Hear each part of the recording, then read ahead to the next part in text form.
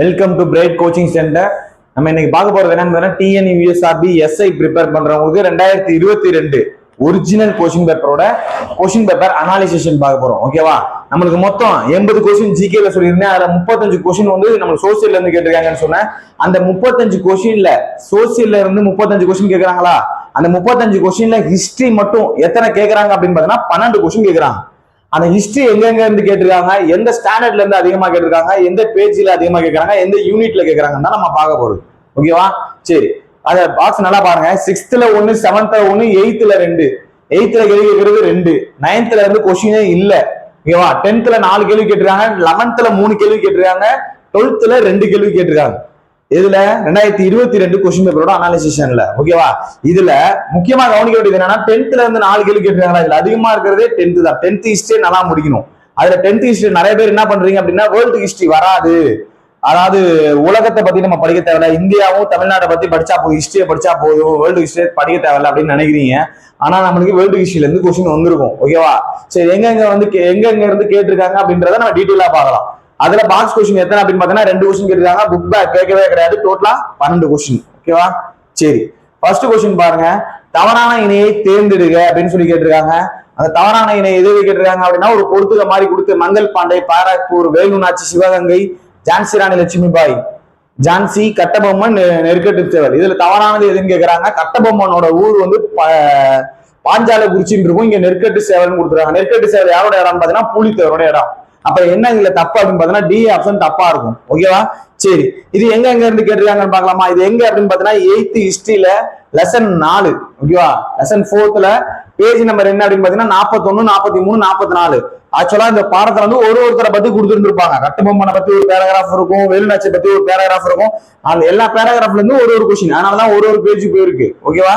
சரி, பாக்கலாமா? ஃபர்ஸ்ட் கட்டபொம்மன் பாருங்க, பாக்கலாம். இது கட்டபொம்மன் பேராகிராஃப். இங்க என்ன சொல்லி இருக்காங்க? வீரபாண்டியபுரத்தை பாஞ்சாலக்குறிச்சியை தலைநகராக கொண்டு வீரபாண்டிய கட்டபொம்மன் வீரபாண்டியபுரத்தை ஆட்சி செய்தார். அவருடைய ஊர் எது அப்படின்னு பார்த்தீங்கன்னா தலைநகர் வந்து பாஞ்சாலக்குறிச்சி அப்படின்னு கொடுத்துருக்கணும். இங்கதான் நம்மளுக்கு என்னன்னு கொடுத்துருக்காங்க, நெற்கட்டும் சேவல் அப்படின்னு கொடுத்துருக்காங்க. அந்த பொறுத்துக தப்பு. அப்படியே இந்த இதுல பாருங்க பார்க்கலாம். பாராக்பூர்.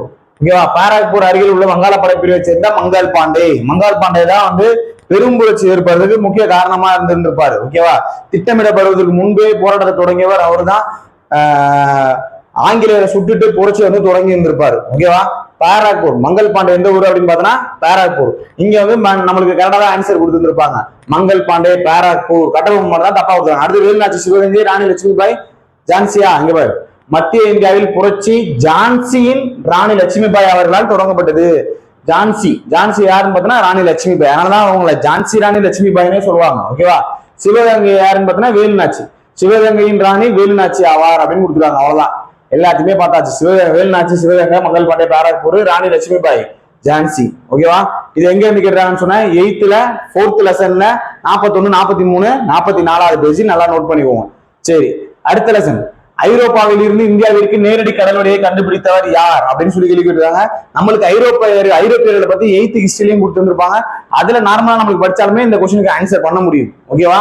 சரி, நம்மளுக்கு இது நம்ம 8th கேட்டிருப்பாங்க, 11th கொடுத்துருப்பாங்க. நான் இங்க 11th மட்டும் உங்களுக்கு கொடுத்துருந்துருக்கேன். 11th எந்த பேஜ் பாருங்க. 11th ஹிஸ்டரி லெசன் வந்து 16ல பேஜ் நம்பர் 265. நம்மளுக்கு ஐரோப்பியர்களை பத்தி 8th 11th மட்டும் தான் கொடுத்துருப்பாங்க, வேற எங்கேயுமே இருக்காது. ஒரு சில பேர் சிலபஸை பார்த்துட்டு ஐரோப்பியர்கள் சிலபஸ்லேயே கிடையாது, படிக்க தேவையில்லை அப்படின்னு சொல்லுவாங்க. விட்டுறாதீங்க, கொஸ்டின் கேட்டிருக்காங்க, அதனால நான் சொல்ல வரேன். ஓகேவா? சரி, பார்க்கலாம். கடல்வழிய ஐரோப்பாவில் இருந்து ஆப்பிரிக்காவின் நன்னம்பிக்கை முனையை சுற்றி இந்தியாவிற்கு நேரடி கடல்வழியை கண்டுபிடித்தவர் வாஸ்கோ ட காமா ஆவார். வாஸ்கோ ட காமா தான் என்ன யாருன்னு சொல்றாங்க, இந்தியாவிற்கு முதலில் கடல் வழியை கண்டுபிடித்தவர் யாருன்னு கேட்டா வாஸ்கோ ட காமா. ஓகேவா? இது 8th ஹிஸ்டரியிலுமே நம்ம எடுத்துடலாம். ஓகேவா? 11th தான் போய் படிக்கணும் அப்படின்னு கிடையாது. ஒரு சில கொஸ்டின் 11th கேட்டிருப்பாங்க, 10th இந்த சின்ன ஸ்டாண்டர்ட் 10க்கு கீழே கேட்டிருப்பாங்க. நம்ம கீழே இருக்கிற ஸ்டாண்டர்ட்ல இருந்து நம்ம ஆன்சர் பண்ணிடலாம், நல்லா ப்ரிப்பேர் பண்ணிருந்தோம் அப்படின்னா. ஓகேவா? சரி, இந்த கொஸ்டின் எங்க 11th ஹிஸ்டரியில லெசன் 16ல பேஜ் நம்பர் 265. அடுத்த கேள்வி, இந்து முஸ்லிம் ஒற்றுமையை வலியுறுத்தியவர் யார் அப்படின்னு கேக்குறாங்க. ஆன்சர் வந்து கபீர். இந்து முஸ்லிம் ஒற்றுமையை வலியுறுத்தியவர் கபீர். இது எங்க இருக்கு அப்படின்னு பார்த்தோம்னா 7th ஹிஸ்டரியில நம்ம 7th ஹிஸ்டரி டேர்மா இருக்கும். இது 3rd டேர்ம் வால்யூம் 3 ன்னு சொல்லியிருப்பேன். லெசன் அந்த 3rd டேர்ம்ல லெசன் 1ல பேஜ் நம்பர் 134. ஓகேவா?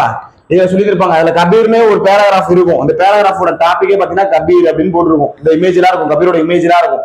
இதுல பாருங்க பார்க்கலாம்.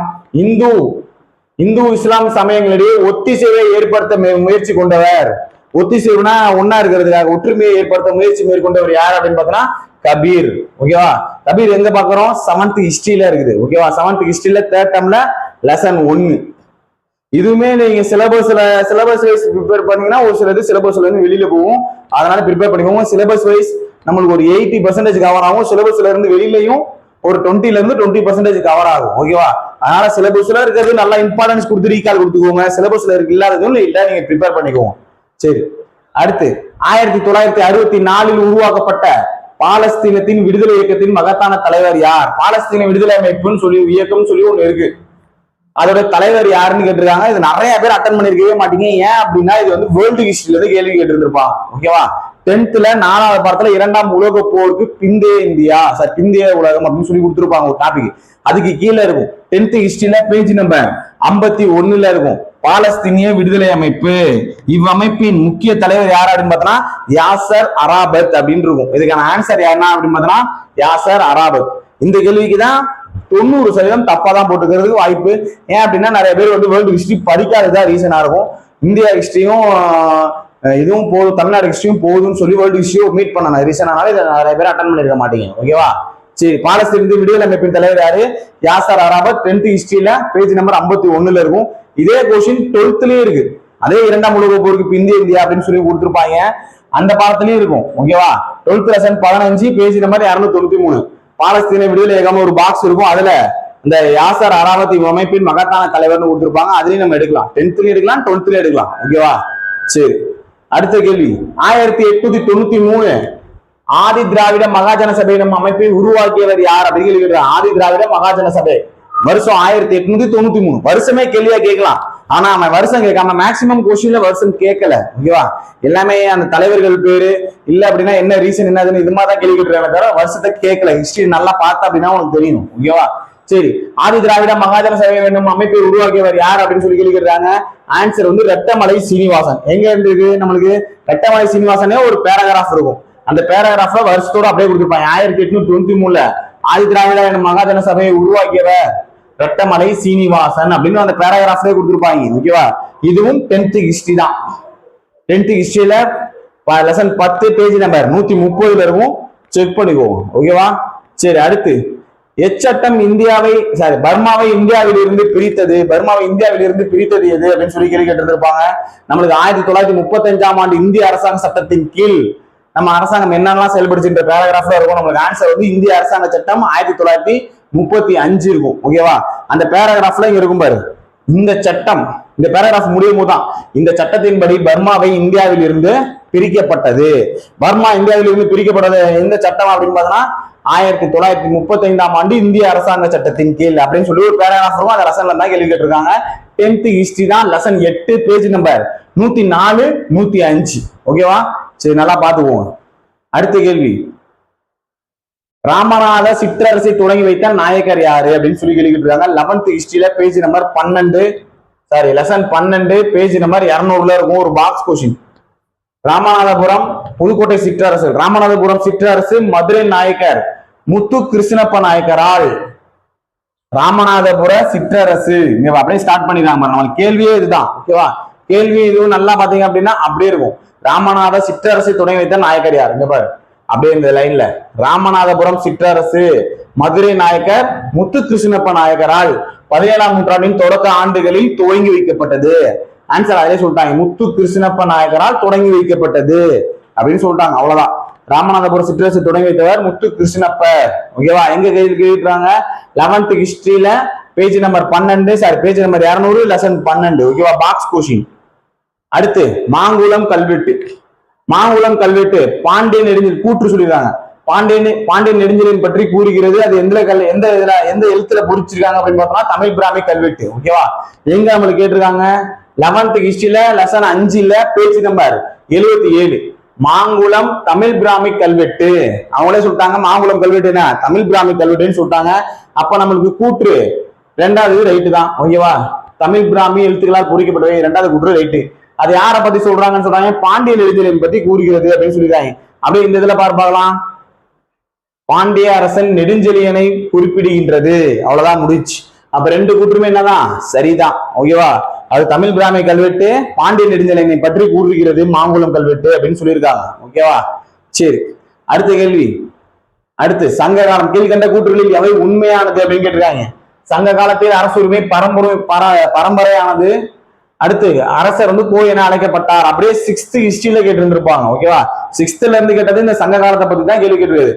அரசுரிமை அப்படியே இந்த பாக்ஸ் இதுல இருக்கு பாருங்க, அரசுரிமை பரம்பரையானது, அரசர் வந்து கோ என அழைக்கப்பட்டார். இதுதான் அவன் கேள்வியா கேட்டிருக்காரு. அரசுரிமை பரம்பரை உரிமை, அரசர் வந்து கோ என அழைக்கப்பட்டார். அப்ப கூற்று ரெண்டுமே சரின்னு போட்டுலாம் ஆன்சர். அவ்வளவுதான், இரண்டும் சரி, கூற்று இரண்டும் சரி. சரி, அடுத்த கேள்வி 6th ஹிஸ்டரியில இருந்து கேட்ட கொஸ்டின் அது ஒண்ணுதான். ஓகேவா, அடுத்த 50வது கேள்வி, புனித டேவிட் கோட்டை, ஜார்ஜ் கோட்டை, வில்லியம் கோட்டை, லூயிஸ் கோட்டை எங்க இருக்கு? இதுவும் எங்க இருக்கு அப்படின்னு பார்த்தா 8th ஹிஸ்டரியில இருந்து கேள்வி கேட்டிருப்பாங்க. இதுவும் நம்ம அந்த ஐரோப்பியர்கள் பாடத்திலே இருக்கும். ஓகேவா, பேஜ் நம்பர் 3 ஐரோப்பியர்கள் பாடத்துல இந்த பாடம் இருக்கும்.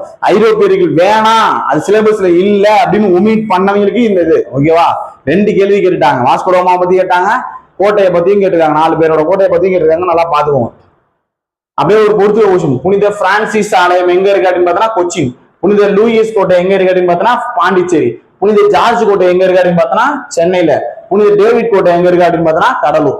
இந்த 4 தான் அப்படியே மேல கேள்வி கேட்டிருப்பாங்க. ஓகேவா, புனித டேவிட் கோட்டை கடலூர், ஜார்ஜ் கோட்டை சென்னை, வில்லியம் கோட்டை கல்கத்தா, லூயிஸ் கோட்டை பாண்டிச்சேரி. அப்படியே அந்த 4ஐயும் பேராகிராஃப்ல கேட்டிருப்பாங்க. ஒரே பேராகிராஃப் தான், எந்தெந்த கோட்டை எங்க இருக்கு அப்படின்னு சொல்லியிருக்காங்க. 8th ஹிஸ்டரியில ஃபர்ஸ்ட் லெசன்ல பேஜ் 3 ஞாபகம் வச்சுக்கோங்க. ஓகேவா, சரி. அடுத்த கேள்வி, மேட்ச் த பாயிண்ட். பொறுத்துக எந்தெந்த நாடு எப்ப சுதந்திரம் பெற்றது அப்படின்னு சொல்லியிருப்பாங்க. 12th ஹிஸ்டரியில 8th லெசன்ல page number 113. ஒரே இடத்துல இருக்காது, எல்லாமே அங்கங்க பிச்சு போயிருக்கும். அதனால பேஜ் நம்பர் 113 இருக்காது. அந்த லெசனோட பேஜ் தான் நான் ஸ்டார்ட் பண்ற இடத்த விட்டுருக்கேன். அது அந்த லெசனுக்குள்ள அங்கங்க இருக்கும். ஓகேவா, நான் ஒரு சிலதை காமிக்கிறேன், நீங்க நல்லா ஞாபகம் வச்சுக்கோ, பாத்துக்கோன்னு சொல்லிட்டு.